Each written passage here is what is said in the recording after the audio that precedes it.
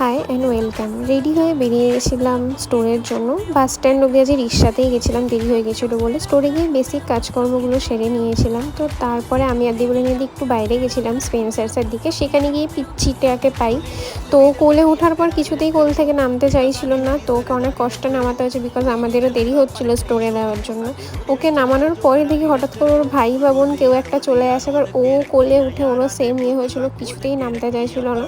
তো তারপর ওদেরকে একটু আদর করে আমরা চলে আসি স্টোরে বেসিক কাজগুলো করতে। সেগুলো কমপ্লিট করার পর আমি যখন মধ্যমগ্রামে আসি, সুমিত দেন আমাকে নিতে আসে বাড়ির জন্য। বাড়িতে এসে দেখি যে চেরি তো মায়ের কাছে অনেক বেশি বকা খাচ্ছে, কেননা ও অনেক দুষ্টুমি করেছে, ধোয়া জামা কাপড়গুলো নিচে ফেলে পুরো ময়লা করে দিয়েছে। তো সেই জন্য মা ওকে অনেক বেশি বকা দিচ্ছিল। তারপরে হঠাৎ করে ওকে যে খেতে দিয়েছিল, রাগের মাথায় সেই বাটিটাকে উল্টে দিয়েছিল। তো সেটা নিয়েও মা ওকে আরও বেশি বেশি বকা দিচ্ছিল। তো যাই হোক, বকা শোনার পর ওর স্কিন কেয়ার করে